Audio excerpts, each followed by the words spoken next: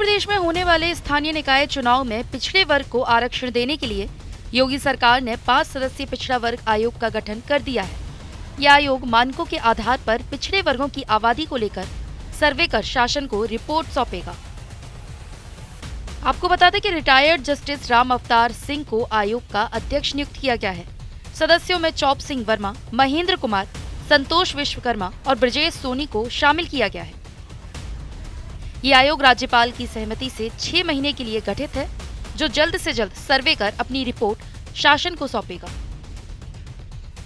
आपको बता दें कि 5 दिसंबर को उत्तर प्रदेश सरकार ने नगर निकाय चुनाव की आरक्षण सूची जारी की थी, जिसमें ओबीसी और SC/ST के लिए सीटें आरक्षित की गई थी। इस आरक्षण के खिलाफ हाईकोर्ट की लखनऊ बेंच में याचिका दायर की गई, जिसमें ये बात कही गई कि ओबीसी आरक्षण देने में सुप्रीम कोर्ट के द्वारा जिस ट्रिपल टेस्ट को आवश्यक बताया गया है, उसका पालन नहीं किया गया। मामले में सुनवाई करते हुए हाई कोर्ट ने 27 दिसंबर को प्रदेश में निकाय चुनाव कराने का आदेश दिया। साथ ही राज्य सरकार की ओबीसी आरक्षण को लेकर नोटिफिकेशन को भी रद्द कर दिया। हाई कोर्ट के इस फैसले के बाद योगी सरकार ने सुप्रीम कोर्ट जाने का रुख किया। बीजेपी निकाय चुनाव कराने की जल्दबाजी में ओबीसी वोटरों को नाराज नहीं करना चाहती, क्योंकि उत्तर प्रदेश में समाजवादी पार्टी भी ओबीसी वोटरों की ही राजनीति करती है और उसका कोर वोट बैंक भी ओबीसी ही माना जाता है।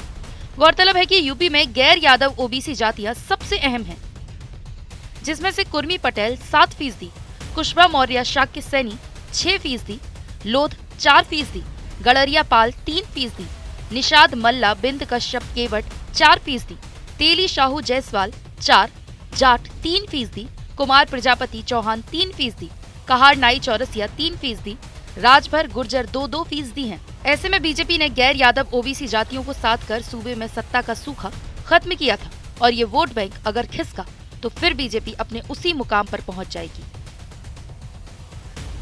बीजेपी को लगता है कि पिछड़े वर्ग को आरक्षण के बिना निकाय चुनाव कराने से पार्टी को बड़ा नुकसान हो सकता है। साथ ही लोकसभा चुनाव में भी इसका खामियाजा उठाना पड़ेगा। इसलिए हाईकोर्ट का फैसला आते ही विपक्ष ने मोर्चा खोला तो बीजेपी के नेता ओबीसी की आवाज बनकर खड़े हो गए और बिना आरक्षण के चुनाव कराने के लिए तैयार नहीं है।